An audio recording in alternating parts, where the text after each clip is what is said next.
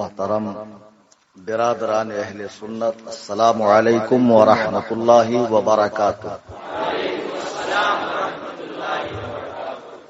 الحمد للہ الحمد للہ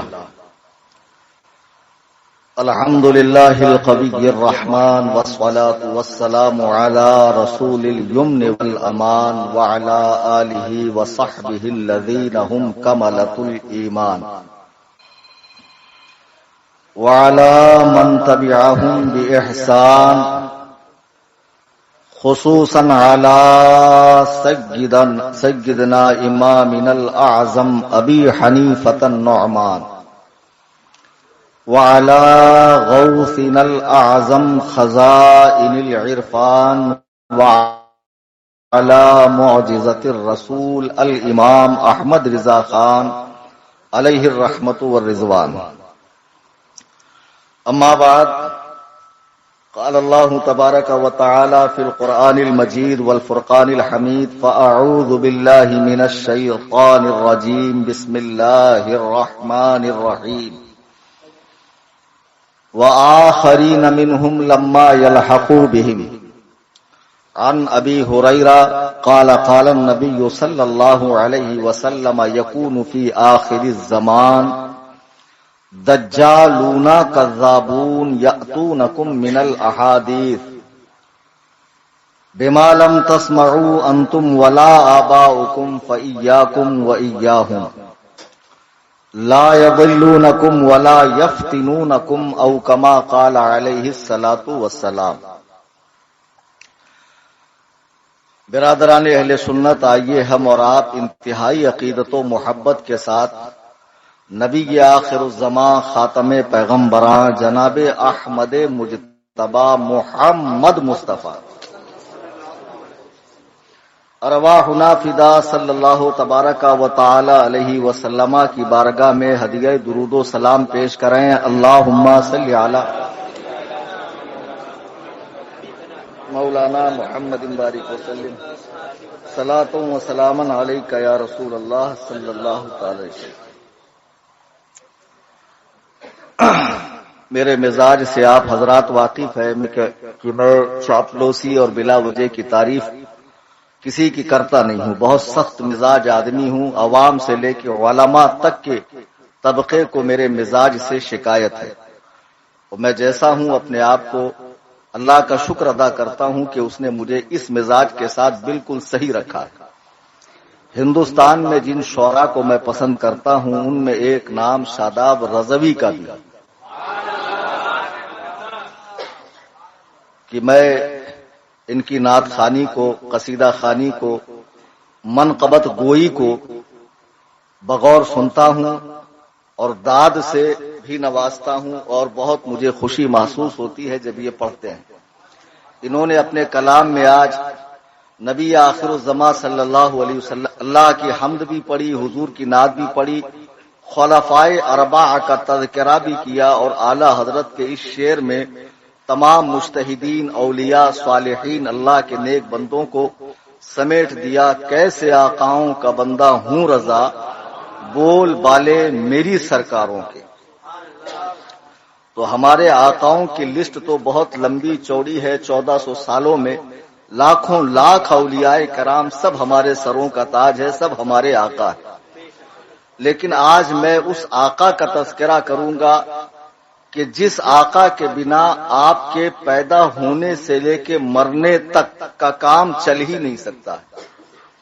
ابھی آپ نے نماز عشاء نہیں پڑھی، اگر آپ نماز عشاء پڑھنا باقی ہے تو یقین جانیے اس آقا کے بنا آپ کی نماز عشاء کی جو شروعات ہے وضو، وہ بھی اگر ان کو چھوڑ دیا جائے تو وضو ہو ہی نہیں سکتی ہے، نماز کی ابتدا نہیں ہو سکتی، نماز مکمل نہیں ہو سکتی۔ اس آقا کے بنا نہ آپ کا حج ہے، نہ عمرہ ہے، نہ زکوٰۃ ہے، نہ کوئی عبادت بدنی، نہ عبادت مالی، کسی طرح کی کوئی عبادت اس آقا کے بنا ہو ہی نہیں سکتی۔ آپ کہیں گے بھئی ایسے کون سے آقا ہے کہ جو ہمارے لیے جزو لا ینفک ہے، جدا نہ ہونے والا حصہ ہے؟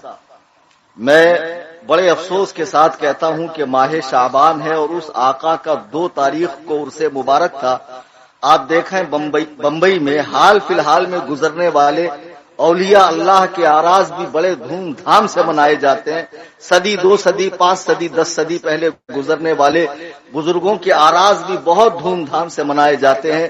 لیکن اسلام کی ایک ایسی مظلوم شخصیت ہے جس کو یکسر فراموش کر دیا گیا اور طبقہ علماء نے فراموش کیا ہے, طبقہ خواص نے فراموش کیا ہے, دین کی سوجھ بوجھ رکھنے والوں نے فراموش کیا ہے. ان بیچارے بچوں کا کیا قصور ہے؟ میں ایک جگہ گیا تقریر کرنے کے لیے اور میں نے جب ان پر تقریر کی تو ایک بوڑھا جو بالکل آخری مرحلے میں تھا مجھ سے کہتا, مولانا آج آپ کی زبان سے ایک نئے ولی کا تعارف ہوا مجھے. بھیا موبائل بند رکھو, او بھائی صاحب سوئچ آف کرو یا سائلنٹ پہ ڈالو. تو مجھے وہ صاحب کہتے ہیں حضرات آج مجھے بالکل پہلی مرتبہ اس ولی کا تعارف ہوا. آج تک تو ہم نے بہت سنا, تو غوث پاک, غریب نواز اور اعلی حضرت ہی کے بارے میں سنا. آج ہمیں پتا چلا کہ امام اعظم ابو حنیفہ بھی کوئی شخصیت ہے اور اتنی بڑی شخصیت. آپ تو سمجھ گئے میں کس کی بات کر رہا ہوں. امام اعظم ابو حنیفہ کی ذات وہ ہے کہ جن کے بغیر آپ غسل بھی نہیں کر سکتے. غسل, آپ کے یہاں بچہ پیدا ہو تو اس کا عقیقہ کس طریقے سے کرا جائے, نام کس طرح رکھا جائے, عورت کے ایام نفاس کے مسائل, غرض کے وہاں سے جو مذہب حنفی ہماری زندگی میں آتا ہے تو مرنے تک, مرنے کے بعد بھی مذہب حنفی کے مطابق غسل کیسے دینا ہے, نماز جنازہ کیسی پڑھنی ہے, تدفین کیسے عمل میں آئے گی.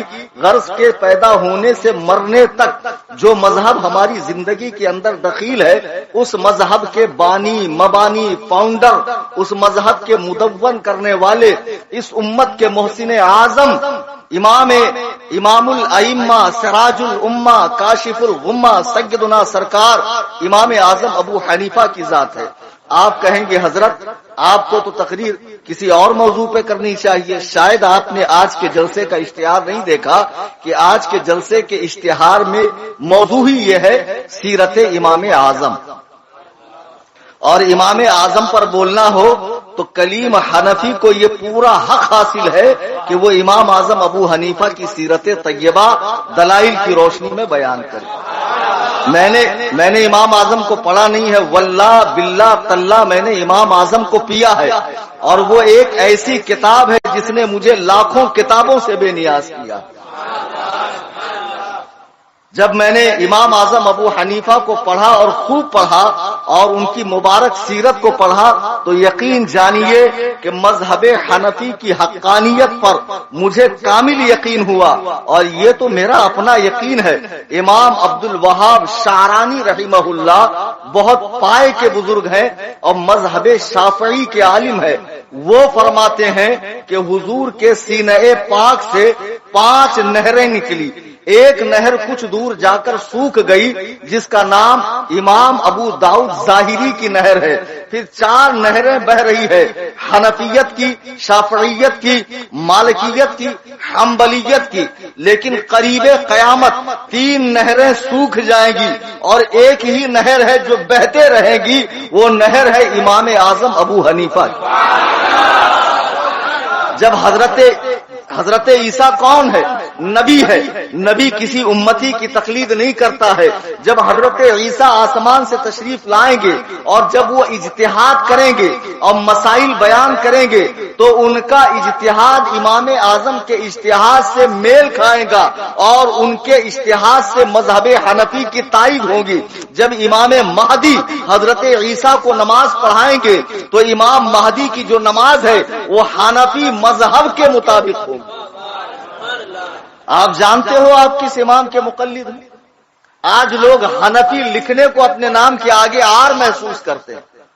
اعلیٰ حضرت امام اہل سنت رضی اللہ تعالیٰ نے مذہب حنفی کی حقانیت پر 6 کتابیں لکھی ہے. اعلیٰ حضرت فرماتے ہیں ہم صرف حنفی ہے اور کچھ نہیں. آپ اعلیٰ حضرت کی فتاوی رضویہ اٹھا کر دیکھیں کہ اعلیٰ حضرت نے جب فتویٰ دیا ہے اخیر میں جب دستخط فرمائی ہے تو نام کیا لکھتے تھے؟ احمد رضا محمدی سنی حنفی قادری. قادری سے پہلے اعلی حضرت حنفی لکھتے تھے، قادری سے پہلے۔ آج حضور غوث پاک کا بھرپور تذکرہ کیا جاتا ہے، خدائے وحدہ لا شریک کی قسم مجھے حبہ برابر اس سے کوئی پریشانی نہیں ہے، لیکن امام اعظم کا تذکرہ کیوں نہیں، جو غوث اعظم سے بھی 400 سال پہلے کے بزرگ ہے، اور مقام و مرتبے میں حضور غوث اعظم سے بڑھ کر۔ امام اعظم ابو حنیفہ تابعی ہے، تابعی، اور 70 صحابہ کی زیارت فرمائی ہے۔ کون امام اعظم ابو حنیفہ؟ سن لیجئے، خدا وندے قدوس و جبروت، دین بھیجنے والا خدا، دین لانے والے مصطفیٰ، دین پھیلانے والے صحابہ، اور اس دین کو لکھنے والے سب سے پہلے ابو حنیفہ، سب سے پہلے ابو حنیفہ۔ امام عبداللہ داؤد خریبی فرماتے ہیں کہ ہر مسلمان پر واجب ہے کہ نماز کے بعد امام اعظم کے لیے دعا کرے، اگر امام اعظم نہ ہوتے تو امت کا بیڑا غرق ہو جاتا۔ یہ امام اعظم کا احسان ہے کہ انہوں نے 12,93,000 مسائل حدیث و قرآن سے جمع کر کے امت کے سامنے پیش کر دیا۔ روٹیاں بنی ہوئی ہے، صرف کھانے کا کام ہے، نئے سرے سے بنانے کا کام نہیں ہے، حدیث قرآن میں تحقیق کر کے دین سمجھنے کا کام نہیں ہے۔ اب امام اعظم نے سب کچھ آسان کیا۔ امام اعظم ابو حنیفہ عراق کے شہر کوفہ میں پیدا ہوئے۔ آج لوگ مجھے بھی بولتے ہیں صوفی کلیم کی جگہ کوفی کلیم، میں تو بہت ہیپی ہوں، خوش ہوتا ہوں، بولو، کیونکہ میرا امام کوفی ہے۔ تو اس میں چڑھنے کی بات کیا ہے؟ وہ تفضیلی، وہ رافضیوں کا جھٹن کھانے والے جب ان کی ٹھکائی ہوتی ہے تو صوفی کلیم کی جگہ کوفی کلیم کہتے ہیں۔ ابھی تو میرا امام ہی کوفی ہے، اور کوفہ وہ شہر ہے جس میں 1700 صحابہ تشریف لائے، جس کی بنیاد ہجری 17 میں حضرت سعد بن ابی وقاص نے رکھی ہے، اور عبداللہ ابن مسعود جو ایسے صحابی ہے نبی کے، حضور فرماتے ہیں اگر کسی کو قرآن سیکھنا ہو تو عبداللہ ابن مسعود سے سیکھے۔ عبداللہ ابن مسعود مدینے سے کوفہ آتے ہیں، ان کے شاگرد، اچھے سے سن لو، دماغ حاضر ہے، آدھے مناظر تم بھی بن کے اڑ جاؤ، اور میں ویسے بھی مناظرہ سینٹر کھول رہا ہوں بمبئی میں، ٹھکائی سینٹر، آسان لفظوں میں، سب کا مفت دماغی علاج بغیر کسی فیس کے۔ امام اعظم حضرت عبداللہ ابن مسعود حضور علیہ السلام کے اجلہ صحابہ میں سے عبداللہ ابن مسعود، اور ثقہ ہیں، مشہور صحابی ہیں، وہ کوفہ آئے، ان کے شاگرد علقمہ، حضور کے شاگرد عبداللہ ابن، تمہیں ایک ایسا نقطہ میں دے رہا ہوں، میں دعوے سے کہتا ہوں کہ پورے ہندوستان میں کسی عالم نے مذہب حنفی کی حقانیت پہ نقطہ دیا ہی نہیں ہوگا، کیونکہ میں نے حنفیت کو پڑھا نہیں ہے، پیا ہے بھائی۔ محمد الرسول اللہ کا شاگرد عبداللہ ابن مسعود، عبداللہ ابن مسعود کے شاگرد علقمہ کے شاگرد ابراہیم نخعی کا شاگرد حماد، جس نے کوفہ میں برسوں تک علوم دینیہ کو عام کیا، ان کی درسگاہ میں بیٹھ کر امام اعظم ابو حنیفہ نے اکتساب فیض کیا، اور امام اعظم کے 4000 اساتذہ ہیں، جس کے جتنے زیادہ استاد ہوں گے اس کے پاس اتنا علم ہوگا۔ امام ابو حنیفہ نے حماد سے علم سیکھا، جب حماد کا انتقال ہو گیا، وصال کر گئے، اس عبداللہ ابن مسعود کی مسند پہ امام اعظم ابو حنیفہ بیٹھے، پہلے آپ نے 40 لوگوں کو اتنا پڑھایا کہ پڑھ پڑھ کے وہ مجتہد ہو گئے۔ جب وہ مجتہد ہو گئے، اب سنو، جو آج کل کے گوگل کے مقلد یہ لونڈے اہل حدیث مذہب حنفی پر بھونکتے ہیں، کبھی یہ کتے کے بچے میرے سامنے آ کر بات کریں، اللہ کی قسم 2 سیکنڈ میں ان کو ان کی اوقات یاد دلا دوں گا۔ یہ کسی چائے والے کے پاس، رکشا والے کے پاس، کپڑا بیچنے والے کے پاس جا کر تو بخاری مسلم دکھائیں گے، لیکن میرے سامنے نہیں آئیں گے۔ بھوکتے ہیں کہ امام ابو حنیفہ نے حدیث و قرآن کے خلاف قیاس کیا ہے۔ نہیں، ابو حنیفہ نے پہلے 40 لوگوں کو اتنا پڑھایا کہ وہ خود مجتہد بن گئے۔ جب وہ مجتہد بن گئے، تب امام اعظم کسی نہ کسی مسئلے کو حدیث و قرآن سے حل کرتے اور ان کے سامنے رکھتے۔ جب وہ مجلس مشاورت اسے ڈن کر دیتی، ہاں یہ مسئلہ اوکے ہے، تب وہ فقہ حنفی کا مسئلہ بنتا۔ یاد رکھو مذہب حنفی کا ہر مسئلہ اجتماعی ہے، مذہب حنفی کا ہر مسئلہ مشوروں کے بعد مذہب حنفی قرار دیا گیا ہے۔ امام شافعی نے اجتہاد کیا تو کسی کو دکھایا نہیں، امام مالک نے اجتہاد کیا تو کسی کو دکھایا نہیں، امام حنبل نے قیاس اجتہاد کیا تو کسی کو دکھایا نہیں، لیکن ابو حنیفہ نے اپنے مسئلے کو 40 مجتہدوں کے سامنے پیش کیا۔ جب سب نے ڈن کر دیا تو الفقہ الاکبر امام اعظم کی کتاب ہے، اس میں اس مسئلے کو لکھ دیا گیا۔ معلوم پڑا مذہب حنفی قرآن و سنت سے سب سے زیادہ قریب ہے، اور یہ رسول پاک علیہ الصلوۃ والسلام کا کہ منہج کے مطابق ہے۔ آپ دیکھیے حدیث ہے یہاں تک ہاتھ اٹھانے کی نماز شروع کرتے وقت، اور شوافی یہیں تک ہاتھ اٹھاتے ہیں، مالکیہ بھی یہیں تک اٹھاتے ہیں، حنابلہ بھی یہیں تک اٹھاتے ہیں، اور یہ گوگل کا مقلد بھی یہیں تک اٹھاتا ہے۔ امام اعظم کا قول ہے یہاں تک اٹھاؤ، ایک حدیث یہاں تک ہے۔ اب غور کرو کہ جب ہم امام اعظم کے مذہب پہ عمل کر کے یہاں تک ہاتھ اٹھاتے ہیں تو جاتے تو یہیں سے، دونوں حدیثوں پہ عمل ہو گئے۔ مذہب حنفی سب سے زیادہ محتاط، سب سے زیادہ اقرب الی النصوص، بلکہ نجات کا ذریعہ ہے۔ کیوں نہ ہو کہ جب ابو حنیفہ بارگاہ رسالت میں گئے اور عرض کیا السلام علیکہ یا سید المرسلین، قبر انور سے آواز آتی ہے وعلیکہ السلام یا امام المسلمین، وعلیکہ السلام یا امام المسلمین، اے مسلمانوں کے امام تجھ پر بھی سلام ہو۔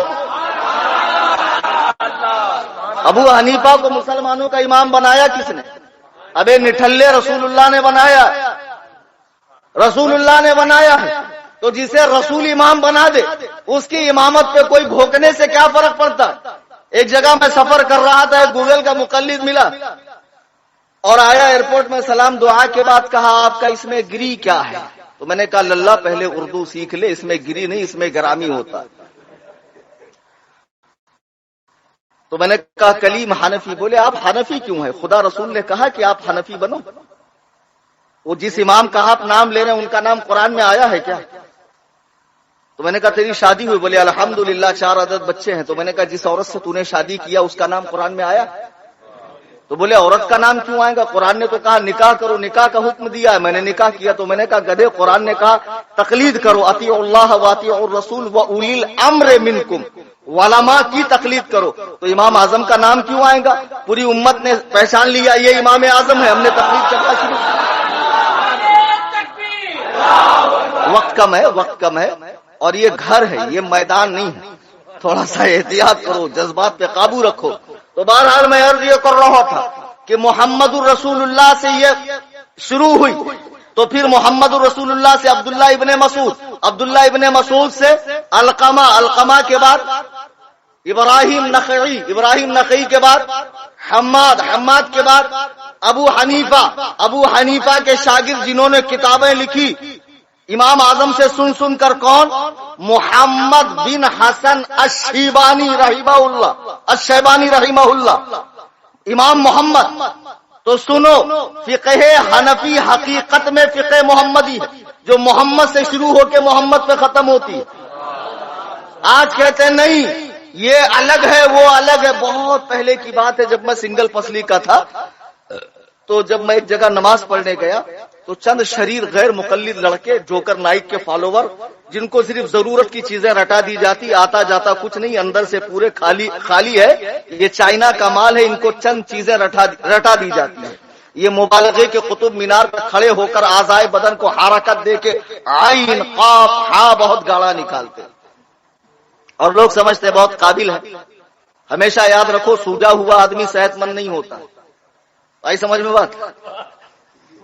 تو اب میں نماز پڑھ کے فارغ ہوا تو 2-3 لونڈے میرے پاس آئے، میری ہلکی داڑھی نکلی تھی، بہت پہلے کی بات ہے، لگ بھگ غالباً سن 2098 کی بات ہوگی۔ تو آئے، بولے ماشاء اللہ آپ تو نماز پڑھتے ہیں۔ تو میں نے کہا نہیں پڑھنا چاہیے؟ نہیں، بولے بالکل پڑھنا چاہیے، بہت اچھی بات ہے، آپ بھری جوانی میں نماز پڑھ رہے ہیں۔ تو میں نے کہا مجھے آج معلوم پڑا کہ بھری جوانی میں نماز پڑھنا تعجب کی بات ہے۔ بولے آپ الٹی بات کیوں کر رہے ہیں؟ بات دراصل یہ ہے کہ آپ نے جو نماز پڑھی ماشاءاللہ اچھی بات ہے نماز پڑھی، لیکن یہ نماز نبی والی نماز نہیں ہے، امتی والی نماز ہے۔ ان کے چوچلے اور ان کے داؤں پیچ کیا ہوتے ہیں انشاءاللہ میں جب خانقاہ حنفیہ کھولوں گا تو قاعدے سے آپ کو سکھاؤں گا۔ تو میں نے کہا آپ کو غلطی ہوئی ہے، میں امتی ہوں اسی لیے امتی جیسی نماز پڑھ رہا ہوں، آپ مجھے نبی تو نہیں سمجھ رہے ہیں؟ نہیں بولے آپ سمجھے نہیں، یہ کوفی نماز ہے، مدنی نماز نہیں ہے۔ میں سمجھ رہا تھا وہ کہنا کیا چاہتا ہے، وہ جانا کہاں تک چاہتا ہے، تو بولے یہ اصل میں کوفہ والی نماز ہے۔ میں نے کہا اچھا علاقے کی بھی نماز ہوتی ہے، تو پھر میں تو بمبئی کا ہوں، مجھے بمبئی والی نماز سکھا دو۔ بولے مولانا آپ بات سمجھے نہیں، یہ ابو حنیفہ والی نماز ہے، محمد رسول اللہ والی نماز دوسری ہے۔ تو میں نے کہا وہ کون سی ہے؟ بولے آؤ بخاری کے اندر دیکھو، جب حضور رکوع میں جاتے تو رفع یدین کرتے، رکوع سے اٹھتے تو رفع یدین کرتے، تیسری رکعت کے لیے اٹھتے تو رفع الیدین کرتے۔ تو میں نے کہا محمد رسول اللہ کی نماز میں صرف رفع یدین، اگر نماز سکھا رہے ہو بخاری مسلم سے تو ہاتھ باندھنے سے سلام پھیرنے تک سکھا دو۔ میرا دعویٰ نوٹ کر لو، بیان بھی آن لائن چل رہا ہے، جو غیر مقلد مجھے سن رہے اور شوق سے سنتے ہی سنتے، مجھے تو خاص طور سے سنتے، کہ کوئی غیر مقلد مائی کا لال جو عمل بالحدیث کا دعویٰ کرتا یعنی حدیث پہ چلنے کا، اگر وہ سیاہ ستہ میں سے ہاتھ باندھنے سے سلام پھیرنے تک نماز دکھا دے تو میں اس کے وزن کے برابر اس کو سعودی ریال دوں گا۔ تم حدیث پہ چلنے کی بات کرتے ہو، بے وقوف ہو۔ امام اعظم پہ قربان جائیے کہ جس نے ہمیں آج کہتے امام ابو حنیفہ کو تو 3 ہی حدیث یاد تھی، 3 سے زیادہ حدیث یاد نہیں تھی۔ تو میں نے کہا اچھا ہوا ابو حنیفہ کو 3 ہی حدیث یاد تھی تو 1300 سال تک تم کو نکلنے نہیں دیے، 14ویں صدی میں انگریز کے دور میں نکلے۔ اگر ابو حنیفہ کو 4 حدیث یاد ہوتی تو تم تو قیامت تک باہر نہیں آتے۔ جسے 3 حدیث یاد تھی وہ پوری نماز سکھا گیا۔ اب مثال کے طور پر یہ عالم صاحب بیٹھے، مولانا عارف یہی ہے، اچھا اون صاحب، مولانا اون صاحب اون ہے ابھی یہ فی الحال، اچھا مولانا نور محمد صاحب، ہاں ماشاء اللہ خلیفہ تاج الشریعہ مولانا نور محمد صاحب، اللہ تعالیٰ ان کی عمر میں برکتیں عطا فرمائے۔ اب آپ نے ہاتھ باندھا، ان غیر مقلدوں سے کہو دیکھو اگر نماز سکھا رہے ہو رسول والی تو پوری سکھانا، آدھی ادھوری 2-4 مسئلے مت سکھانا۔ ہر فرقہ 2-4 مسئلے لے کر اپنی دکان کھول کر بیٹھتا، فرقوں کے پاس مسئلے ہوتے، مکمل دین نہیں ہوتا۔ مکمل دین صرف مسلک اعلی حضرت والوں کے پاس، اور فرقوں کے پاس صرف مسئلے ہوتے۔ تو پہلے یہ بتا کہ اگر میں نے اللہ اکبر اکیلے پڑھ رہا تھا، زور سے میرے منہ سے نکل گئے اللہ اکبر، تو نماز ہوئی کہ نہیں ہوئی؟ یہیں سے شروع کر۔ غیر مقلد مر جائے گا لیکن کبھی آپ کو نہیں بتائے گا۔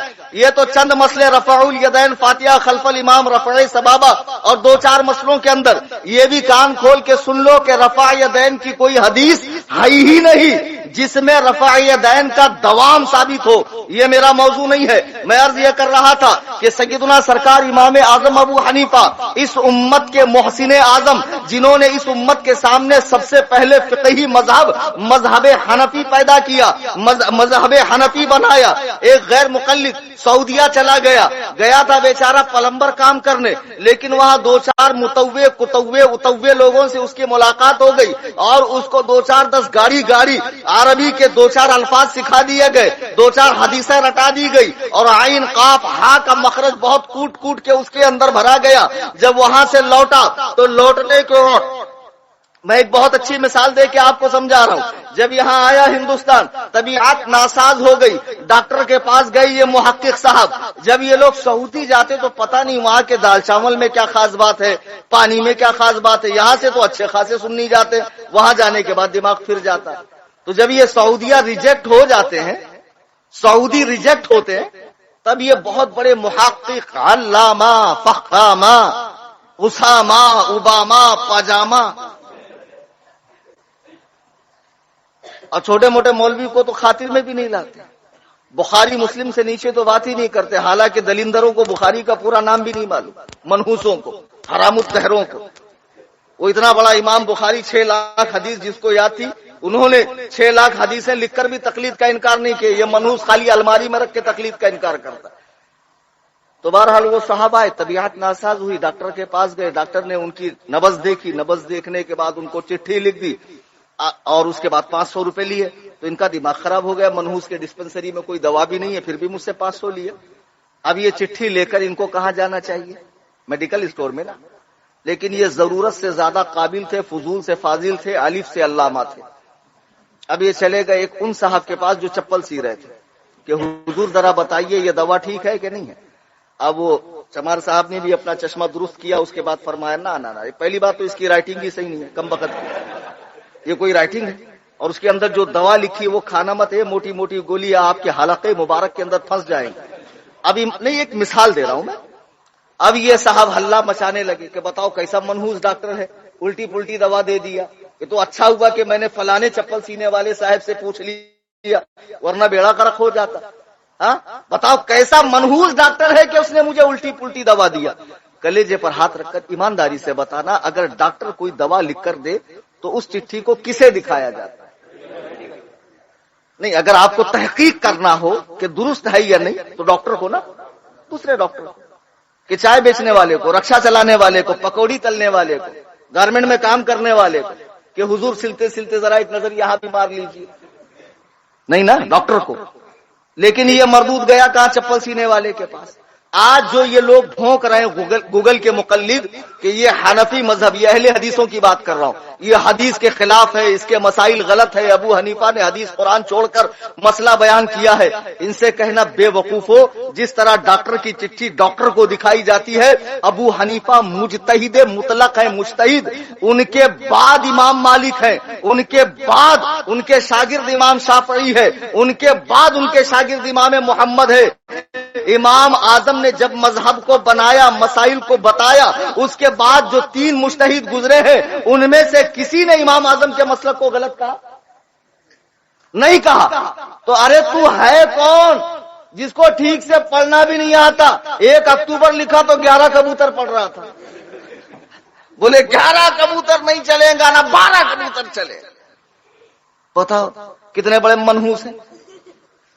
ارے ایسے میں سچی کا ایک واقعہ بتا رہا ہوں، یہ حقیقت ہے، ہنسنے کی بات نہیں۔ ایک صاحب سعودی گئے، پہلے تو ٹھیک ٹھاک تھے، پان پٹی پہ بیٹھتے تھے، 200-500 آتا تھا، گھر چل رہا تھا۔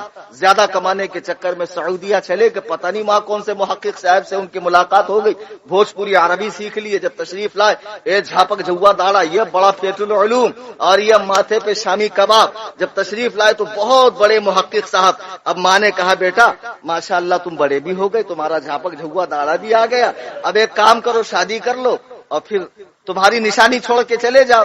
تو بولے ہم شادی تو کریں گے لیکن لڑکی دیندار ہونی چاہیے۔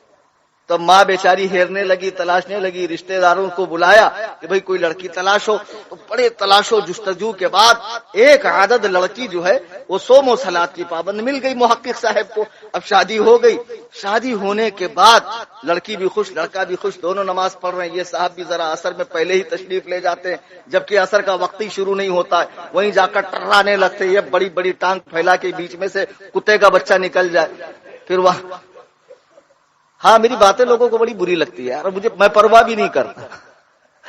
تو بہرحال جب وہ 2-4 دن کے بعد ایسا ہوا لڑکی نے نماز نہیں پڑھا، تو محقق صاحب نے دیکھا کہ بھئی نماز نہیں پڑھی، تو سوچا شاید عصر میں پڑھ لیں گی، تو عصر میں بھی انہوں نے نماز نہیں پڑھی۔ تو محقق صاحب کا پارا ذرا چڑھ گیا، تو مغرب کے بعد پوچھا کہ یہ سنو، ہم نے تم سے شادی کی تھی دینداری کی بنیاد پر، دینداری کی بنیاد پہ شادی کی تھی، اب میں دیکھ رہا ہوں آپ نے ظہر نہیں پڑھی، عصر نہیں پڑھی، مغرب نہیں پڑھی، کیا معاملہ ہے؟ تو عورت نے کہا میرے سرتاج، میرے شوہر، میں اس حالت میں ہوں کہ میں نماز نہیں پڑھ سکتی۔ تو جیسی اس نے کہا کہ میں اس حالت میں ہوں کہ میں نماز نہیں پڑھ سکتی، محقق صاحب کی رگے خباثت پھڑک گئی، منہ سے بات کم جاگ زیادہ نکلی، کہا کسی حالت میں بھی ہو نماز معاف نہیں ہے، تم کو نماز پڑھنی پڑے گی۔ تو اس نے کہا بات دراصل ایسی ہے، آپ سمجھ نہیں رہے، میں اس حالت میں ہوں جس میں نماز ہوتی نہیں ہے۔ بولے نہیں، نماز ہر حالت میں ہوتی ہے۔ تو اس نے تھوڑا کھول کر بتایا کہ میں اس وقت حائضہ ہوں، میں نماز نہیں پڑھ سکتی۔ تو انہوں نے ابو داؤد کی حدیث سنا دی، لا صلاۃ تقبل حائض الا بخمار، کہ حیض والی کی نماز نہیں ہوتی جب تک دوپٹہ نہ اوڑھے، تو دوپٹہ اوڑھ لے تیری نماز ہو جائے گی۔ ارے اس نے کہا میں دوپٹہ کیا پوری کمبل اوڑھوں گی تب بھی میری نماز نہیں ہوگی۔ تو اس نے کہا اچھا لگتا ہے تم نے کسی حنفی مولانا سے دین سیکھا ہے تبھی تم کہہ رہی ہو نماز نہیں ہوگی، حالانکہ نماز ہوتی ہے، حدیث کے اندر ہے۔ یہ میں تمہیں واقعہ کیوں سنا رہا ہوں معلوم ہے؟ خود سے حدیث و قرآن پڑھنے کے نتیجے کیا ہیں۔ اب وہ عورت بڑی پریشان ہوئی تو اس نے کہا جاؤ مائکے جاؤ، جب پوری مکمل محمدی بننا تب آنا، بھی عورت آئی۔ اب اس کو بھی ڈر لگنے لگا، وہ تو عربی میں حدیث بولا، ہو سکتا حدیث ایسی ہو، میں نے ہی شاید غلط مسئلہ سنا ہو۔ تو یہ عورتوں کے ساتھ بیٹھی، ہمجولیوں کے ساتھ، کہا یہ بتاؤ جی اس حالت میں نماز پڑھا جاتا ہے؟ عورتوں نے کہا کم بخت ماری اتنی بڑی ہو گئی تم گھوڑی، تم کو نہیں پتا اس حالت میں نماز نہیں پڑھنا چاہیے؟ کہہ رہے مجھے تو پتا ہے، لیکن وہ سعودیہ سے جو حضرت تشریف لائے ہیں وہ بڑکے محقق صاحب، تو وہ تو حدیث سناتے ہیں ڈائریکٹ، لا تقبل صلاۃ حائض الا بخمار۔ تو اب عورتوں نے کہا دیکھو ہم تو روٹی بیلنا جانتی ہے، جھاڑو پوچھا جانتی ہے، اب حدیث قرآن تو مفتی کلیم جانتے ہیں، تو انہی کے پاس چلنا پڑے گا نا۔ تو چلو ایسا کرو مفتی کلیم حنفی کے پاس چلیں گے، کیونکہ اس بیماری کا ایک ہی علاج ہے بمبئی کی سرزمین پر۔ تو عورتوں نے جو ہے خط لکھ کر ہم سے بھیجا کہ حضرت ہماری ایک ہمجولی ہے، اس کا شوہر اس حالت میں نماز پڑھنے کے لیے کہتا ہے۔ تو میں سمجھ گیا، میں نے کہا ٹھیک ہے کام کرو، تم اپنے سسرال پہنچو اور کسی دن ہماری دعوت کرو، میں آتا ہوں، پھر اس کے بعد تمہارے شوہر صاحب کو انشاءاللہ ایک ہی جلاب میں ساری گندگی نکال دیں گے، ایک ہی گولی میں ساری جو ہے ان کی جلاب نکال دیں گے، سب صاف ہو جائیں گے۔ اب جب میں وہاں پہنچا، وہ لڑکی بھی پہنچی، اب میں وہاں بیٹھا تو وہ محقق صاحب وہیں سے دور سے تشریف لا رہے تھے اپنے وجود نامسعود کے ساتھ۔ تو جب قریب آئے تو بولے مولانا کس غرض سے آپ تشریف لائے ہیں؟ تو میں نے کہا سوچا آپ سے کچھ جو ہے صرف ہم کلامی ہو جائے۔ بولے جو بات کیجئے گا اولہما کتاب اللہ، اللہ کی کتاب سے، پھر اس کے بعد محمد رسول اللہ کی 6 کتابوں سے۔ بتاؤ حضور جاتے جاتے 6 کتاب تو دے کر گئے تھے امت کو، یہ 6 کتابوں سے مسئلے سیکھنا، صحابہ یہی 6 کتاب دے کر گئے تھے خبیثوں۔ تو میں نے کہا رہے آپ اتنا تلملا کیوں رہے، پہلے بیٹھیے تو اطمینان سے سکون کا سانس لیجئے۔ بیٹھ گئے، بیٹھنے کے بعد بولے بتائیے کیا بات ہے؟ تو میں نے کہا آپ کے نزدیک عورت و مرد کی نماز میں کوئی فرق ہے یا نہیں؟ بولے کوئی فرق نہیں ہے، رسول اللہ فرماتے ہیں صلو کما رأیتمونی اصلی، نماز ایسی پڑھو جیسی مجھے پڑھتا دیکھتے ہو۔ تو نبی کا یہ فرمان عورتوں اور مردوں دونوں کے لیے، یہ تو آپ لوگوں نے فرق کیا ہے۔ میں نے کہا اچھا مطلب کوئی فرق نہیں؟ پکا؟ بولے کوئی فرق نہیں۔ تو میں نے کہا اچھا یہ بتاؤ اگر کسی مرد کے بال لمبے ہوں اور وہ جوڑا باندھ لے تو نماز ہوگی؟ بولے نہیں ہوگی، ترمذی کی حدیث ہے، حضور فرماتے ہیں کہ ہرگز کوئی لمبے بال والا جوڑا نہ باندھے ورنہ نماز نہیں ہوگی۔ میں نے کہا عورت کی ہوگی؟ بولے ہو جائے گی۔ میں نے کہا ابھی تو آپ کہہ رہے تو کوئی فرق نہیں۔ بولے ایک فرق ہے، ایک ہے۔ تو میں نے کہا اچھا یہ بتاؤ کہ کوئی مرد اگر ننگے سر نماز پڑھے، تو پڑھتے نا لوگ ننگے سر نماز، یہ تو جان بوجھ کے ٹوپی نکالتے، اتنے بڑے منحوس ہے، ان کو ہر چیز بوجھا لگتی ہے، یہ پکے گدھے ہیں۔ یہ ہم کو بولتے ہیں مقلد مانے جانور، تقلید مانے پٹا، مقلد مانے جانور، لیکن ان سے بڑا کوئی جانور نہیں۔ آپ دیکھو گدھا بالکل سیدھا کھڑے رہیں گا، لیکن جیسے ہی 50 کلو کی بوری ڈالو اس کی ٹانگ ایسے چر جائیں گے۔ یہ غیر مقلد بازار میں ایک دم سیدھا چلتا ہے، لیکن جیسی نماز کا بوجھا اس پہ آتا ٹانگ چر جاتی ہے۔ گدھے کے پیٹ پہ آپ کتنا بھی بوجھا رکھو اس کو فرق نہیں پڑے گا، لیکن اس کے سر پہ ایک چھٹاک بھر کا رومال رکھو ایسے جھٹک دے گا۔ غیر مقلد کے سر پہ ٹوپی رکھو فوراً جھٹک دے گا، اتنا بڑا کم بخت ہے ٹوپی نہیں پہنے گا۔ تو میں نے کہا اچھا یہ بتاؤ کہ مرد اگر بغیر ٹوپی کی نماز پڑھے؟ بولے ہو جائے گی نماز۔ اور میں نے کہا عورت پڑھے گی؟ تو بولے بالکل نہیں ہوگی۔ میں نے کہا ابھی تو 2 فرق ہو؟ بولے ہاں 2 فرق ہے۔ تو میں نے کہا عورت امام بن سکتی؟ بولے نہیں۔ تو میں نے کہا مرد؟ بولے بالکل بن سکتا۔ تو میں نے کہا ابھی تو تم کہہ رہے تو کوئی فرق نہیں۔ عورت اذان کہہ سکتی، اقامت کہہ سکتی؟ بولے نہیں۔ جب میں فرق گنواتا گیا تو بیچارے کا حلق سکھا۔ بولے حضرت کام کی بات کیجئے نا، آپ کیوں تشریف لائے؟ تو میں نے کہا میں یوں تشریف لایا کہ آپ اپنی عورت کو اس حالت میں نماز پڑھنے کے لیے کہتے ہیں، غلط ہے کہ نہیں ہے؟ تو بولے حضرت میرے پاس تو حدیث ہے۔ تو میں نے کہا لاؤ حدیث۔ تو گئے اندر سے اور ابو داؤد شریف اٹھا کر لائے۔ تو بولے دیکھو یہ حدیث ہے لا تقبل صلاۃ حائض الا بخمار، کہ حضور نے فرمایا کہ حیض والی کی نماز نہیں ہوتی جب تک اوڑھنی نہ اوڑھے۔ تو میں نے کہا حدیث آج سے ہے؟ بولے نہیں 1500 سال سے۔ اور میں نے کہا عورتیں؟ بولے عورتیں بھی تب سے ہے۔ تو میں نے کہا آج ہی تمہارے مگج میں یہ مسئلہ آیا ہے؟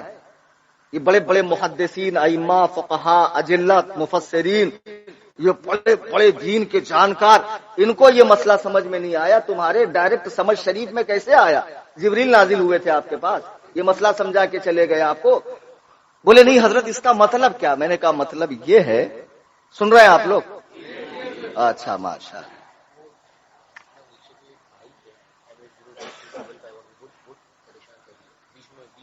ارے بھائی کس کی بائک ہے؟ MS02 6551، یہ بائک ہٹا دو، فیشن پرو اپنے میں سے کسی کی ہے؟ آپ کی؟ جائیے درود پاک پڑھیں، اللہم صلی علی، ہٹا دو بھیا، چابی دے دو۔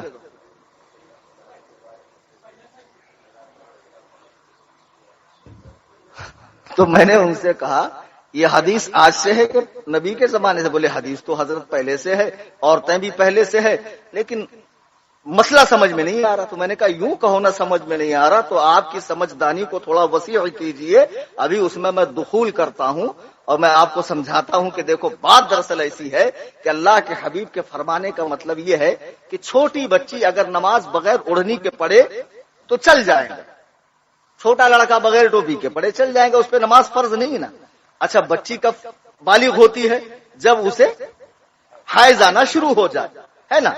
تو لڑکی وہاں سے بالغ ہوتی۔ تو نبی کے فرمانے کا مطلب یہ ہے کہ جب لڑکی حائزن، کہ یہاں بمانا بالغتن ہے کہ لڑکی جب جوان ہو جائے تو اس جوان بچی کی نماز بغیر دوپٹے کے نہیں ہوتی، لیکن تم حائزن کا مطلب جسے ابھی حیض آ رہا ہے یہ سمجھ رہے ہو، اس کا مطلب یہ نہیں ہے، اس کا مطلب یہ جو اس وجہ سے بڑی ہو چکی اب اس بڑی بچی کی نماز بغیر دوپٹے کے نہیں ہوگی۔ بولی اللہ اکبر کبیرہ، حضرت اتنا بڑا مطلب ہے؟ میں نے کہا بیٹا اس سے بھی بڑا مطلب ہے، یہ تو آپ سعودی جا کر اپنے دماغ پہ تالا مار کے وہیں کہیں چابی پھینک کر آئے، اس لیے آپ کے سمجھ شریف میں بات نہیں آ رہی تھی، اب آئی کہ نہیں آئی؟ بولے بہت اچھے سے آئی سمجھ میں بات؟ للو پنجو لوگ قرآن حدیث پڑھیں گے؟ یہ پاکستان کے اندر 10x10 کے کمرے میں بیٹھا وہ منحوس اعظم عالم اسلام، وہ مرزا انجینئر، وہ اچھا قرآن بھی غلط پڑھتا ہے۔ خدا کی قسم، اللہ وحدہ لا شریک کے عزت و جلال کی قسم، اس کے عرش و کرسی کی قسم، میں کھا کر کہتا ہوں کہ مرزا ڈاکٹر ذاکر نائک، نجیس الپادری اور ان جیسے عالمی شہرت یافتہ جو مبلغین ہے جو ویڈیو کی کرامات سے مشہور ہو گئے، ارے دلندرو اسی لیے کہتا ہوں ویڈیو مت بناؤ، جان پھنس جاتی ہے، پھر چھوٹوں گے بھی نہیں۔ ہم کتنا بول کے نکل جاتے کچھ نہیں ہوتا۔ سمجھ میں آئی بات؟ سمجھ شریف میں آئی؟ تو بات دراصل ایسی ہے کہ یہ تو ویڈیو کی کرامات ہے جو یہ لوگ مشہور ہو گئے، یہ اس قابل نہیں ہے کہ ہمارے سامنے 10 منٹ بیٹھ سکے۔ آپ نے کیا سمجھا؟ مدرسے میں داخل ہو، ارے چلاؤ مت بھائی، مدرسے میں داخل ہونے کے بعد ہم لوگ 8 سال تک پہلے پڑھتے ہیں صرف 9 بلاغت، ذیشان، ذیجات اور یہ تمام علوم تفسیر، فقہ، اصول فقہ، شمار علوم، 20 قسم کے علوم پڑھے جاتے ہیں، تب جا کر اخیر میں دور حدیث آتی ہے، حدیث کا دور آتا ہے، تب جا کے ہم کو بخاری ہاتھ میں دی جاتی ہے، تب جا کر ہم لوگ بخاری پڑھتے ہیں۔ 8 سال کا درس نظامی پڑھنے کے بعد اعدادیہ، اولا، ثانیہ، ثالثہ، رابعہ، خامسہ، سادسہ، سابعہ، ثامنہ، اور یہ پہلے ہی دن ان کی مسجد میں جانا چالو ہو گیا کہ اسلام 360، ہاں ایسی حلوہ اسلام 360، بخاری پہ عمل کرو۔ ابے بخاری میں تو بغیر پاجامہ پڑھ کے نماز پڑھنے کی بھی حدیث ہے، عمرو ابن سلمہ کی، پوچھو مولانا محمد سے۔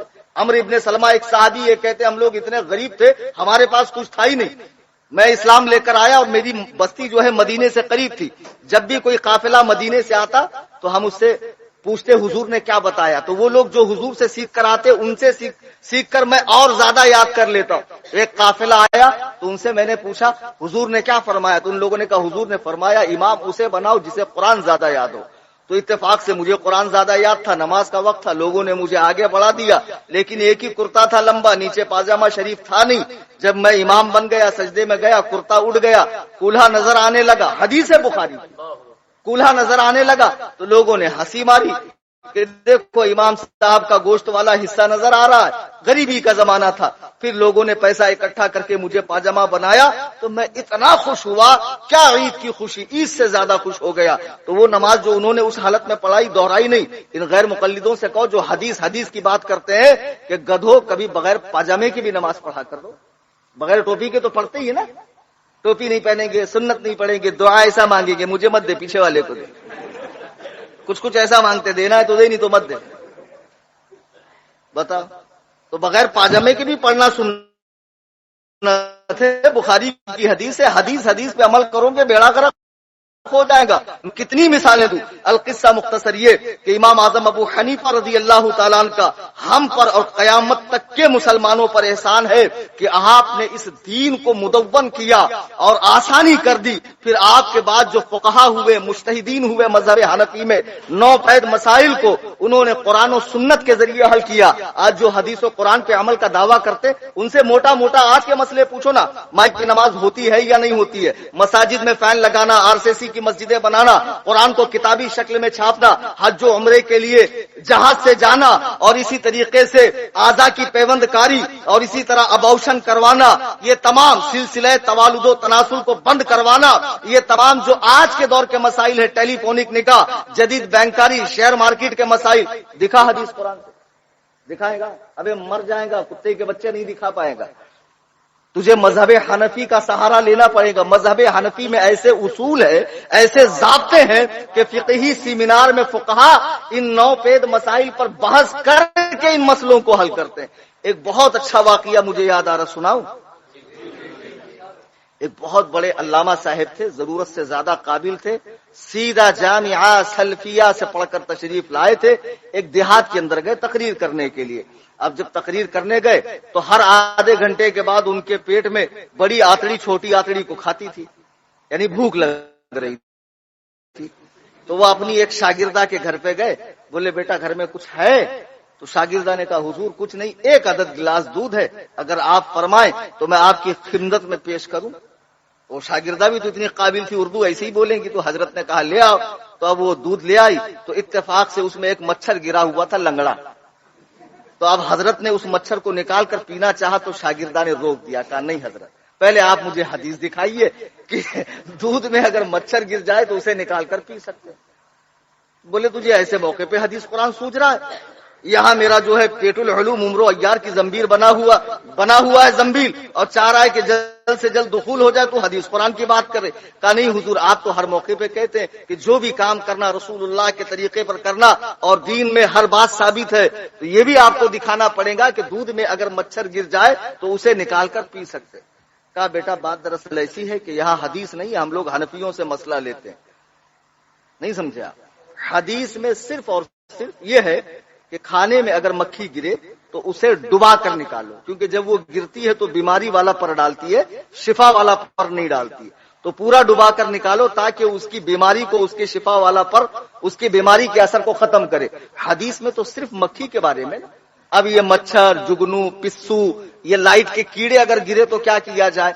قربان جائیے امام اعظم پر کہ انہوں نے صرف اس حدیث سے تمام مسئلوں کو حل فرمایا کہ اصل میں مکھی کے گرنے سے کھانا خراب کیوں نہیں ہوتا، کہ اس کی رگوں میں جو خون ہے وہ گردش نہیں کرتا ہے، ایسا ہی خون مچھر کی رگوں میں بھی ہے، ایسا ہی خون جگنو اور یہ لائٹ کے کیڑوں اور کھیت کے اندر پائے جانے والے چھوٹے چھوٹے کیڑوں میں بھی ہے۔ تو آپ نے مکھی پر قیاس کرتے ہوئے تمام مسئلے کو حل فرمایا۔ اب حدیث تو مچھر کے بارے میں صراحت کے ساتھ تھی نہیں، لیکن محقق صاحب نے یہاں پر دودھ پینے کے چکر پہ مذہب حنفی پہ عمل کر لیا۔ اسی لیے ہم کہتے ہیں کہ امام اعظم ابو حنیفہ پر قربان جائیے کہ امام شافعی فرماتے ہیں انبیاء اور صحابہ کے بعد کسی ماں نے ابو حنیفہ سے بڑا عقل مند نہیں پیدا کیا۔ کتنا بڑا عقل مند معلوم ہے؟ کتنا بڑا عقل مند؟ عرب میں کوفہ میں ایک عورت کو 2 بچے پیدا ہوئے، ایک مردہ ایک زندہ۔ اب کیا کیا جائے؟ مردے کے ساتھ زندے کو دفنایا جائے یا کاٹ کے الگ کیا جائے؟ کاٹا جائے گا تو مردے کو تکلیف دینا حرام ہے حدیث پاک میں۔ تمام علماء کے پاس وہ عورت گئی مسئلہ لے کے، کسی کے پاس حل نہیں۔ فقیہ اعظم عراق، امام المحدثین، سراج الائمہ، سلطان المحدثین سرکار امام اعظم ابو حنیفہ کی بارگاہ میں مسئلہ آیا تو آپ فرماتے کام کرو، کہ ذرا سی مٹی کھود کے وہاں مردے بچے کو دفن کر دو اور زندہ کو اوپر رکھو، ماں جا کر روزانہ اسے دودھ پلاتی رہے زندے کو، تو مٹی میں یہ تاثیر ہے کہ وہ مردے کو گلا دیتی ہے، زندہ اپنے آپ اس سے جدا ہو جائے گا، زندہ اپنے آپ اس سے جدا ہوگا۔ آپ کیا سمجھتے ہیں امام اعظم ابو حنیفہ کو؟ امام آپ کے بارگاہ میں ایک حجام آتا تھا، وہ حجام کیا کرتا تھا؟ جب آپ کے بال تراشتا تھا تو آپ نے فرمایا سفید بال اکھاڑو، تو اس نے کہا نہیں حضور، سفید بال اکھاڑنے سے زیادہ بال پیدا ہوتے ہیں سفید، تو آپ نے فرمایا ایک کام کر کالے اکھاڑ، پھر کالے زیادہ پیدا ہوں گے۔ جو اپنے قیاس سے، اپنی حاضر جوابی سے، اپنے علم کلام سے اچھوں کو لاجواب کر دے، اسے امام اعظم کہتے ہیں۔ جس نے 55 حج ادا فرمائے، 45 سال تک عشاء کے وضو سے فجر کی نماز پڑھی، جو مسلسل روزے رکھتا، گھر سے کھانا لے کر آتے، گھر والوں کو لگتا کہ شاید دکان پہ کھاتے ہوں گے، کپڑوں کے بہت بڑے تاجر تھے، لیکن امام محمد، امام ابو یوسف، امام ظفر وغیرہ کو کھلا دیتے، دن بھر روزہ رکھتے۔ جب آپ کا وصال ہوا تو پڑوس کا یہودی بچہ کہتا اے میرے باپ، کہتا بیٹا وہ درخت نہیں تھا، مسلمانوں کا امام تھا، جو رات بھر اپنے رب کے حضور کھڑے رہ کر گریہ وہ زاری کرتا تھا، اپنے رب کو مناتا تھا۔ اللہ اکبر کبیرہ۔ جو ایسا عابد ہو، ایسا زاہد ہو، ایسا متقی ہو کہ بوقت وفات آپ اپنے بیٹے سے کہتے ہیں بیٹا، آپ کے بیٹے کا نام بھی حماد ہے اور ایک ہی بیٹا ہے، بیٹی ہونے کی روایت درست نہیں ہے، آپ فرماتے ہیں بیٹا یہ 5 کروڑ روپے ہے جو لوگوں نے میرے پاس رکھے ہیں، میرے جانے کے بعد اسے جن جن کی امانت ہو انہیں دے دینا۔ ذرا غور کرو، آج کا یہ گوگل کا مقلد، اسے اگر 5000 روپے دیے جائیں تو وصول کرنے کے لیے 4 آدمی لے جانے پڑتے ہیں۔ اس دور میں 5 کروڑ کی امانت لوگ جن کے پاس رکھتے تھے، جو لوگوں کی دنیاوی امانتوں میں گھپلا نہیں کرتا تھا، وہ دین میں گھپلا کرے گا؟ ہرگز نہیں۔ اللہ اکبر کبیرہ۔ یہ تو امام باقر سے بھی آپ کی جب بات ہوئی، امام باقر سے روضہ رسول کے سامنے آپ کھڑے ہو گئے اور آپ کی پیشانی کو بوسہ دیا، فرمایا ابو حنیفہ تو اور تیری فقہ دونوں لاجواب ہے۔ ان کے بیٹے امام جعفر جب آپ ان کی بارگاہ میں آ کر گئے، کسی نے پوچھا کہ آپ انہیں جانتے ہیں؟ امام جعفر فرماتے ہیں افسوس تیری قسمت پر کہ تو عراق کے سب سے بڑے عالم ابو حنیفہ کو نہیں جانتا۔ ان کے بیٹے امام موسیٰ کاظم رحمت اللہ علیہ جب امام اعظم خانہ کعبہ کا طواف کر رہے ہیں، امام موسیٰ کاظم آگے بڑھتے ہیں، مصافحہ کرتے ہیں، خیریت پوچھتے ہیں۔ ابو حنیفہ نے پوچھا آپ نے مجھے کیسے پہچانا؟ امام موسیٰ کاظم فرماتے ہیں میں نے آپ کے چہرے کے نور سے پہچانا، آپ کی نشانی قرآن میں ہے تراہم رکعا سجدا، کہ وہ اللہ کے بندے اللہ کے لیے رکوع کرتے ہیں، سجدہ کرتے ہیں۔ میں نے آپ کے چہرے کے نور سے پہچانا کہ عراق کے سب سے بڑے عالم نعمان ابن ثابت آپ ہیں، وہ امام اعظم ابو حنیفہ۔ اللہ اکبر کبیرہ۔ امام اعظم کے ذہانت کے، امانت داری کے، دیانت داری کے، سیانت داری کے، صوم و صلات کے، تقوی کے، تجارت میں صداقت کے، اور آپ کے تفقہ فی الدین کے، دین میں غامض دلائل کے، حدیث و قرآن سے نتائج نکالنے کے اگر میں واقعہ سناؤں، یہ ایک رات نہیں ہزاروں راتیں ناکافی۔ افسوس کہ شعبان کا مہینہ گزرتا ہے لیکن کسی سنی تنظیم کی جانب سے امام اعظم کے نام سے جلسہ نہیں ہوتا ہے، امام اعظم کے نام سے مدرسے نہیں ہے، امام اعظم کے نام سے تحریکیں نہیں ہے۔ امام اعظم ابو حنیفہ کی اگر مجلس ہو بھی، ایک صاحب نے مجھے اس دن میسج کیا کہ میں نے امام اعظم کی محفل رکھی تھی، ایک صاحب آ کے بھلتے پیر صاحب کی شان میں تقریر کر کے چلے گئے۔ اللہ اکبر کبیرہ۔ آج ضرورت ہے امام اعظم ابو حنیفہ بتانے کی، جس طرح رد تفضیلیت، رد شیعت، رد مولائیت، نام نہاد مولائیت کا رد ہو رہا ہے، یہ غیر مقلدیت کا بھی رد ہونا چاہیے اور بتایا جانا چاہیے امام اعظم ابو حنیفہ ہیں کون۔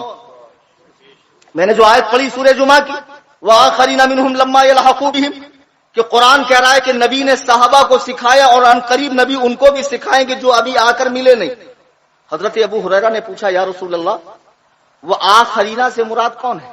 لما یلحقوا بہم، جو ابھی آ کر ملے بھی نہیں۔ تو حضور نے جواب نہیں دیا۔ پھر سلمان فارسی آیا تو اللہ کے نبی نے ان کے کندھے پہ ہاتھ رکھ کر فرمایا، بخاری کی حدیث ہے، لو کان الدین عند ثریا، جب دین لوگوں سے اٹھ کر ساتوں آسمان کے پرے ثریا ستارے کے پاس جائیں گا. مسلم کے الفاظ ہیں لو کان العلم عند الثریا، جب علم دنیا سے اٹھ کر ثریا ستارے کے پاس جائیں گا. مسند امام احمد کے الفاظ ہیں لو کان الایمان عند الثریا، جب لوگوں سے دین نکل کر ثریا ستارے کے پاس جائیں گا. علم ایمان دین تینوں، علم ایمان دین، تو اس کی قوم کا ایک شخص ہوگا جو وہاں سے لے کر آئے گا اور لوگوں میں اسے عام کر دے گا. خدا کی قسم امام جلال الدین سیوطی تمہیز الصحیفہ میں لکھتے ہیں اس حدیث میں جس کی بشارت ہے وہ حنفیوں کے امام اعظم ابو حنیفہ. ہر دور میں امام اعظم پہ کام شوافے نے کیا، احناف نے کچھ نہیں کیا. حالانکہ حنفی آج بھی دنیا میں 80% ہے. علامہ شکیب اور سلام نے 1908 کے اندر جب پورے عالم اسلام کی جنگڑنا ہوئی تھی مردم شماری، تو بتایا شیعہ کتنے پرسنٹ ہے، زیدی کتنے پرسنٹ ہے، اثنا عشری کتنے پرسنٹ ہے، نصیری کتنے پرسنٹ ہے، اہل السنہ کتنے پرسنٹ ہے. اہل السنہ میں حنفی، احناف، شوافے، مالکیہ، حنابلہ کتنے پرسنٹ ہے. تو اس میں سب سے زیادہ بڑی تعداد حنفیوں کی بتائی ہے. 80% لوگ امام اعظم ابو حنیفہ کے مقلد، میں آپ سب مقلد، ہمارے پیر سرکار تاج الشریعہ مقلد، ہمارے مجدد اعظم سرکار اعلی حضرت ان کے مقلد. اعلی حضرت تو فرماتے ہیں کہ صحیح حدیث اور امام اعظم کا قول ٹکرائے تو صحیح حدیث کو چھوڑ دو، امام اعظم کے قول پہ عمل کرو. اس لیے کہ تمہیں نہیں معلوم، تمہارے سامنے تو ایک صحیح حدیث ہے نا، امام نے اس سے بھی زیادہ صحیح حدیث سے مسئلہ بیان کیا، اس سے بھی زیادہ. اس کی تفصیل میں پھر کسی موقع پہ بتاؤں گا. اگر کسی کے ذہن میں وسوسہ ہو تو مجھے بذریعہ فون سوال پوچھ سکتا ہے. خواجہ اعظم جن کو سلطان الہند کہا جاتا ہے وہ امام اعظم کے غلاموں میں اور مقلدوں میں. حضرت داتا گنج بخش علی ہجوری رحمہ اللہ یہ حضرت امام اعظم کے مقلدوں میں ہے. کبار اولیاء حضرت شاہ ولی اللہ، حضرت شاہ عبد العزیز، ہندوستان میں حدیث کا علم لانے والے شاہ عبد الحق محدث دہلوی، یہ بھی امام اعظم کے مقلدوں میں ہے. ہندوستان میں اسلام جو آیا وہ حنفیوں کے ذریعے آیا، حدیث کا علم جو آیا وہ حنفیوں کے ذریعے آیا. الحمدللہ ہمیں خوشی ہے کہ جب قرآن میں اللہ فرماتا کل اناس بامامہم، ہم ہر شخص کو اس کے امام کے ساتھ قیامت کے دن بلائیں گے. جب اعلان ہوگا اے حنفیوں آ جاؤ، ہمارے کلیجے فخر سے پھول جائیں گے کہ ہمیں اپنے امام کی طرف منسوب کرتے ہوئے بلایا جائے گا. ذکر کرو امام اعظم کا، محفلیں رکھا کرو امام اعظم. یہ سید عیسیٰ جن کا مکان ہے یہ میرا شاگرد خاص ہے، اس نے جو حنفی مشن بنایا ہے الحمدللہ جب سے میرے رابطے میں ہے امام اعظم کا ذکر خیر کرنا چاہیے. ہر سنی کو، ہر عالم کو کرنا چاہیے. ارے وہ عالم کیسا جو بغیر فقہ حنفی پڑھے عالم بن جائے، بغیر فقہ حنفی پڑھے کوئی عالم بن ہی نہیں سکتا ہے. فقہ حنفی پڑھنے کے بعد ہی عالم بنے گا. تو امام اعظم کا احسان یہ ہے ہماری نماز ہو، روزہ ہو، حج ہو، زکات ہو، نکاح ہو، طلاق ہو، بیع ہو، شفا ہو، عدت کے مسائل ہو، حج و زیارت کے مسائل ہو، ہر مسئلے میں فقہ حنفی سے مدد لینی پڑے گی. کیا ہے فقہ حنفی؟ یہ قانون شریعت، بہار شریعت، فتاوی رضویہ، وقایہ، ہدایہ اور یہ بڑی بڑی کتاب عالمگیری، در مختار وغیرہ وغیرہ، یہ سب مذہب حنفی کی کتابیں ہیں. میرے بزرگوں، دوستوں، آج کی یہ محفل پاک سرکار امام اعظم ابو حنیفہ کی طرف منسوب کر کے تھی. امام اعظم کی ذات بہت بڑی ہے. ہجری 80 میں آپ پیدا ہوئے، 70 صحابہ کی لگ بھگ آپ نے زیارت فرمائی ہے. ہجری 150 میں آپ کا وصال ہوا. آپ تو دنیا سے جا کے 1295 سال مکمل ہو، 1295 سال. اور انشاءاللہ ہم یہ عزم کرتے ہیں کہ سال آئندہ سے جب 2 شعبان المعظم آئے گی ہم ضرور اپنے امام کا یوم منائیں گے اور ماہ شعبان میں امام اعظم ابو حنیفہ کی یاد منائیں گے. اللہ تعالیٰ امام اعظم کی مرقد کو پر نور فرمائے، بقعہ نور بنائے کہ جنہوں نے ہمارے لیے دین میں آسانی فرمائی ہے. انشاءاللہ زندگی نے وفا کی. پھر کبھی آپ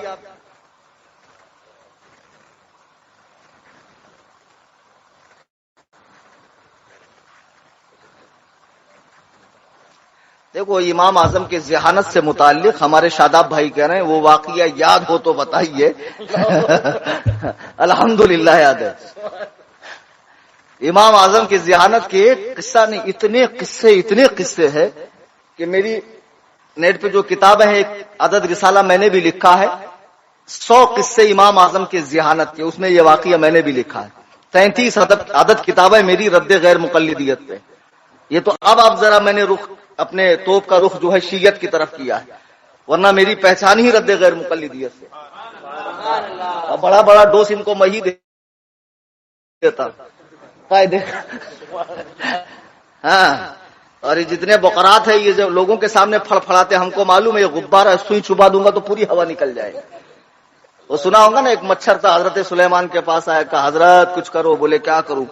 بولے کم بخت ہوا چلتی تو پورا قبیلہ بکھر جاتا، ماں ہندوستان پہنچ جاتی، باپ پاکستان پہنچ جاتا، بھائی افغانستان پہنچ جاتا. تو آپ نے فرمایا تو ہوا کے خلاف مقدمہ لکھانے آیا؟ بولے جی حضور. تو آپ نے کہا رک میں ہوا کو بلاتا ہوں. بولے پکا بلائیں گے؟ بولے بالکل بلانا پڑے گا. اب دعویٰ تیرا ہے تو جس کے اوپر دعویٰ کیا اس کو تو بلانا پڑے گا. بولے ایک کام کرو میرا مقدمہ واپس دے دو، کیونکہ اس کو معلوم ہے جب ہوا آئیں گی تو یہ رکے گا نہیں. سیدھی بات ہے نا. تو یہ جتنے پھڑپھڑانے والے جب یہ پھڑپھڑائے تو ان کو بولنا ٹھیک ہے کلیم حنفی کو بلاتا ہوں. جی، امام اعظم کے ذہانت کے قصے. اللہ اللہ، کوفہ میں ایک شخص نے مرنے سے پہلے اپنے دوست کو بلایا. یہ واقعہ اس سے بھی زیادہ ذہانت پر امام اعظم کی دلالت کرتا ہے. کہا دیکھ میرے بچے چھوٹے چھوٹے ہیں، ایک کام کر، میرے پاس کچھ مال ہے، یہ میں تجھے دے رہا ہوں، جب بچے بڑے ہو جائیں میں تو نہیں رہوں گا، تو جو تیرا جی چاہے ان بچوں کو دے دینا. مال تو بہت زیادہ تھا. اب یہ بیچارہ مر گیا. مرنے کے بعد بچے چھوٹے چھوٹے تھے. ایک عرصے کے بعد بچے جوان ہوئے تو بچے گئے، کہا چچا جان ابا نے جو مال آپ کو دیا تھا وہ بہت تھا، جو ہماری زندگی گزارنے کے لیے کافی ہے، کام کرو واپس دے دو. بولے ٹھیک ہے. کتنے بچے؟ 2 بچے. اے لو 5-5 روپے. تو بچوں نے کہا چچا یہ کیا بات ہوئی، ابا نے تو بہت مال دیا تھا. نہیں، بولے تمہارے ابا کی وصیت ہے جو تیرا جی چاہے وہ دینا، تو میرا جی چاہ رہا ہے کہ میں تمہیں 5-5 روپے دوں. تو بچوں نے تو بڑے پریشان ہو گئے. امام اوزاعی کے پاس گئے، بہت بڑے امام ہیں. امام ابن سیرین جن کو 500 صحابہ کی جنہوں نے زیارت کی. امام ابن سیرین رحمہ اللہ وہ بھی مسئلہ حل نہیں کر رہے. بولے صحیح ہے، تقسیم صحیح ہے. امام سفیان بن عیینہ رحمہ اللہ بہت بڑے محدث ہیں، اور رفع دین کی حدیث کا یہ فاتحہ خلف الامام کی حدیث کا یہ انکار کرتے ہیں. بہت بڑے محدث ہے، ثقہ ہے، اور غیر مقلد ان کا بہت نام لیتے. انہوں نے بھی کہا انصاف صحیح ہے. سفیان ثوری رحمہ اللہ بڑے بڑے محدثین، کبار علماء اور فقہاء کے بارگاہ میں جب بچے گئے کہیں سے انصاف نہیں ملا تو کسی نے کہا ایک کام کرو تھوڑا ابو حنیفہ کی بھی بارگاہ میں چلے جاؤ. تو بچوں نے کہا جب اتنے بڑے بڑوں سے مسئلہ حل نہیں ہو رہا، حسن بصری بصرہ کے اندر جو حضرت علی کے صحابی اور جن پر خود امام اعظم اعتماد کرتے، ہم نے کئی ذریعوں سے وہاں تک مسئلہ پہنچایا تو سب کہہ رہے ہیں انصاف برابر ہے، تو وہ کیا کریں گے؟ تو انہوں نے کہا ایک مرتبہ جاؤ تو اب ڈوبتے کو تنکے کا سہارا، با دلے ناخواستہ یہ دونوں بچے. عصر کے بعد امام اعظم کی فقہی مجلس لگتی تھی، تو امام اعظم کے پاس مسئلہ ہے تو امام صاحب نے اپنے 40 فقہاء اور مجتہدین شاگردوں کے سامنے رکھا. تو سب نے کہا حضرت اس کا دینا صحیح ہے، اس نے جو تقسیم کیا وہ صحیح ہے، 5-5 روپے جو دیے ہیں 5-5 دینار وہ بالکل صحیح ہے. تو کہا حضور آپ کیا فرماتے؟ امام اعظم اللہ اللہ اللہ اللہ فرمایا خلیفہ کے پاس مسئلہ لے کر جاؤ اور مجھے وہاں کل بلاؤ.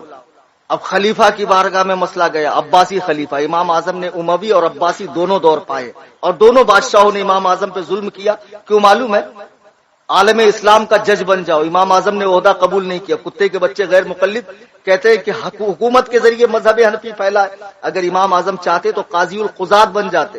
یہ دور الگ ہے، وہ دور الگ تھا. آپ عہدوں سے دور بھاگتے تھے، آپ کو اس بنا پہ جیل میں ڈالا گیا، زہر دیا گیا.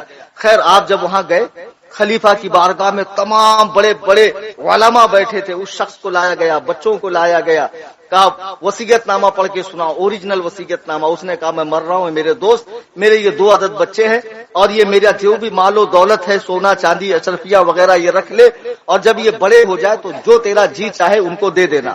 تو اس نے کہا میرا جی چاہتا ہے کہ میں ان کو 5-5 روپے دوں، اور یہ بالکل صحیح انصاف ہے. بادشاہ نے بھی کہا ٹھیک، قاضی نے بھی کہا ٹھیک، سب نے کہا ٹھیک. پھر سب نے کہا ابو حنیفہ آپ کیا کہتے ہیں؟ تو آپ نے فرمایا اچھا ٹوٹل مال کتنا ہے؟ تو پورا مال لایا گیا. تو کہا تو نے اس میں سے کتنا دیا؟ بولے یہ 5 روپے اور یہ پورا ٹوٹل مال ہے. تو آپ نے فرمایا ایک کام کر، وہ جو 10 روپے ہے نا 5-5 روپے وہ تو رکھ، یہ پورا مال ان کو دے۔ تو بولے ایسا کیسے، یہ تو انصاف غلط ہے۔ سارے علماء، عراق کے تمام فقہا، حتیٰ کہ بصرہ اور کوفہ کے بڑے بڑے محدثین اور فقہا نے کہا میرا انصاف صحیح ہے۔ آپ نے فرمایا نہیں، وصیت میں کیا لکھا ہے، جو تیرا جی چاہے۔ تو تیرے جی نے کیا چاہا، یہ اتنا سارا مال، تو جو تیرا جی چاہتا وہ ان کو دے،